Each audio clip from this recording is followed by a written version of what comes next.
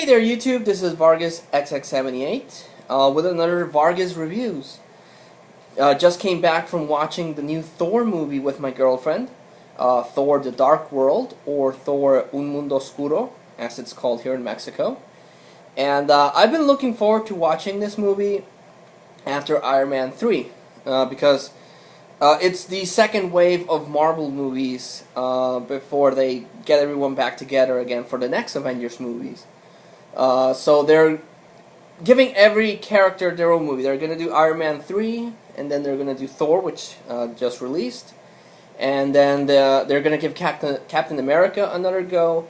And it's still a toss-up. I don't know if they're going to go with Ant-Man or Guardians of the Galaxy. But that's the second wave of Marvel movies that's going to be released before the now announced Avengers 2 Age of Ultron. Which I'm not too happy about that. I wanted to see a follow-up to the whole Thanos thing, and I didn't like the Age of Ultron comic book series to begin with, so I'm confident that they're going to release a good product. But again, this is all about Thor, since this is the movie that released, and that's why Mjolnir is on the back there. But we went to see it. I went to see it with my girlfriend with high hopes. She hasn't seen the first one, so I tried to explain to her as best as I could what was gonna what happened before, because she did watch the Avengers, so she knows who Thor is, she knows who Loki is, but she doesn't know who Jane Foster is, or she didn't know who Odin was.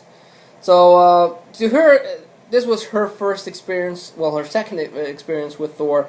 Me, I've watched every other Marvel movie before that, so in regards to how this movie would it appeal to someone that doesn't know that much about Thor, in her case, yes, she was happy with the movie. She did get what was going on, because it does it is user friendly. If someone goes in having just watched Avengers, they know enough about Thor to get along, and also Loki.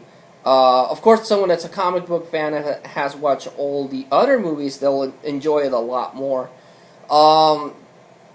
It's been a year since the Avengers, and since Bifrost was destroyed in the Thor movie, the first one, Thor and the Warriors 3 plus Lady Sif have been trying to bring peace to the Nine Worlds. There's a lot of conflict, a lot of turmoil happening. So that's why Thor hasn't actually gone back to Earth and checked up on Jane Foster. He has Heimdall doing that for him. He's looking at things. Basically, Thor's been doing that. They also revealed that there's this ancient evil, these dark elves. Wanted to bring the universe back into darkness. So the main villain, called Malekith, was gonna... There's this alignment that happens every 500 years or so. So Malekith was going to unleash the Aether, which is this MacGuffin that was gonna do that. But Odin's dad, Bor, was able to stop that. Took control of the Aether, hid it somewhere, and Malekith vanished into somewhere, into banishment. So everyone thought the Dark Elves were dead. And as it happens with big things, it became legend until parts of it were forgotten. So the alignment is going to happen again, and Jane Foster stumbles upon the Aether, which was hidden on Earth. I mean, my girlfriend asked that, why does every big thing have to be hidden on Earth? So, but Jane Foster finds the thing, and it kind of fuses into her. So it gives her like these powers, but at the same time, the Aether is sucking her dry. It's sucking her life force. So Thor comes back to Earth, takes Jane Foster back to Asgard, to try to find a way to fix the situation. The Dark Elves sense that the Aether is back, and they were in suspended animation, but they're back. They do an assault on Asgard, which is really impressive. That's the thing about... The main complaint from the first movie is that not enough happened in Asgard, It was mostly on Earth. This makes up for that because the majority of the movie is in Asgard or the Dark Elf world. So it does make up for that. I would have actually liked to have seen this in 3D. I'm pretty sure the 3D would have been amazing on this movie, but the special effects looked pretty cool. They looked pretty amazing, I thought. And so the main thing happens on Asgard. The Dark Elves come to Asgard and they pretty much ransack the place. The Asgardians are not used to this ancient evil that's come back to destroy them. And Odin is totally unprepared for this. He thinks that he is, but something happens to someone that blinds him, and he's just looking for revenge and looking to stop these Dark Elves. Even if he has to sacrifice all of Asgard to get his revenge, he's going to do it. And Thor, since his experience with the Avengers and with what happened to him in the first movie, is a little more level-headed. He is thinking now of the for the good of the people and everyone else in the Nine Worlds. So he's not as hot-headed as he was, and even though he is stricken by grief, he's more level-headed than Odin. So basically, he comes up with this plan, which forces him to team up with Loki. Loki, of course, was taken back to Asgard after his invasion of Earth. And again, something happens that forces Thor to seek Loki's help. And Loki, I think the parts that he was in the movie, he stole those scenes. My girlfriend, and a lot of people I know, freaking love Loki.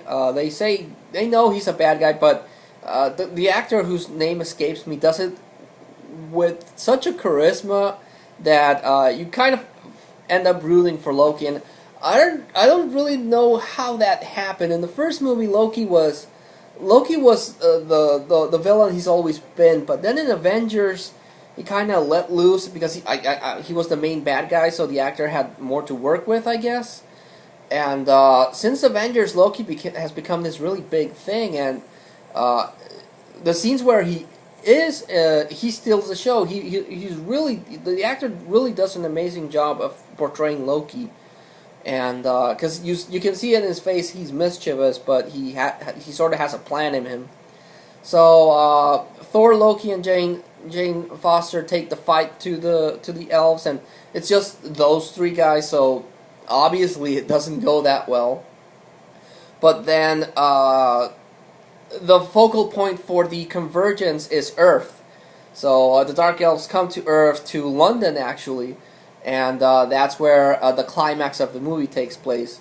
Because Thor's the only one there to try to... Thor, Jane Foster, her assistant, who's really funny in this movie. That's the other thing about this movie. It's really funny between Darcy, played by the girl that's in Two Broke Girls, whose name escapes me, and Loki. The movie is filled with a lot of funny moments. And when Thor comes back to Earth, when they figure out that the Convergence is going to happen on Earth, Thor is still like he still can't figure out the mortals world. And there's a really funny scene where everyone's hanging their coat on a coat hanger, and Thor puts Mjolnir there on the coat rack. I thought that was freaking hilarious. But it's a really good movie. I think on a character level, I think that Iron Man 3 had more at stake because it was still kind of touchy whether or not Robert Downey Jr. would return for Avengers 2. So there was a possibility that they might kill off Iron Man. And while Thor does get his butt kicked in this movie, it was confirmed that he was going to be in Avengers 3, so there's not that looming gloom that he might die. Maybe one of the supporting characters would, but so while it had bigger stakes because of the whole.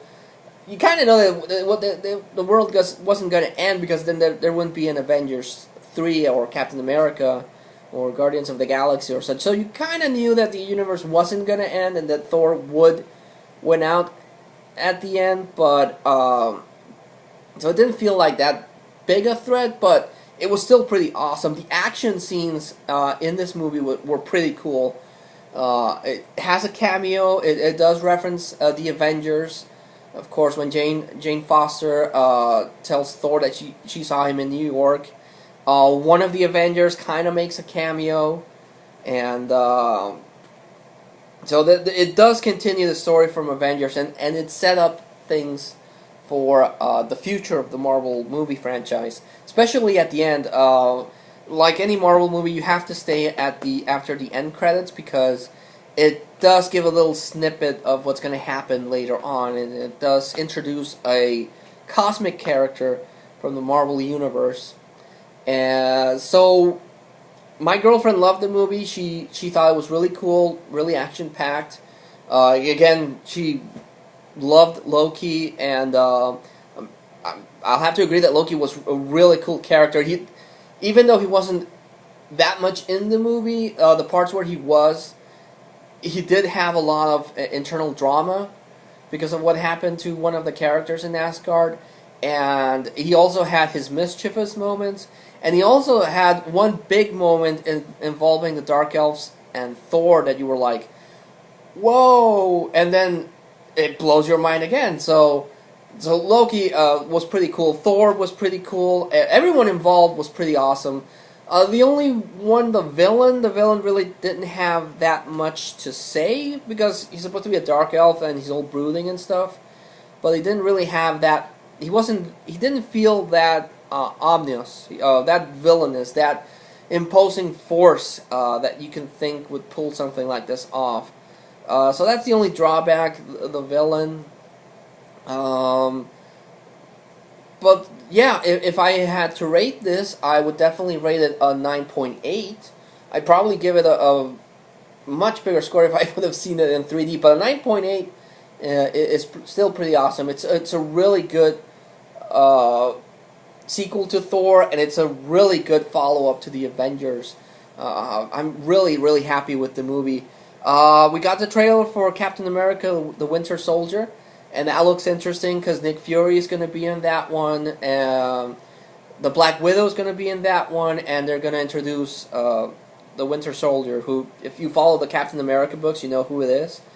But his costume design looks pretty badass. And the movie looks like it's going to be a really intense combination of spy elements with action movie. So it looks really interesting. I'm really looking forward to seeing Captain America next year. So yeah, go watch Thor. Really cool movie. Definitely would recommend it. So yeah, that was my thoughts on Thor. Even though I feel like I kind of rambled there, but really entertaining movie. Definitely. I liked it better than the first one. The first one was pretty good, but there were parts of it that didn't work. And in this one, everything works. Everything came together very nicely, and it met my expectations. So I'm really happy with Thor: The Dark World. So like always, thank you so much to everyone that watched this review. If you'd like to leave a comment, I really would appreciate that.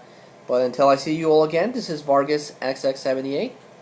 Once again, thanking you and signing out.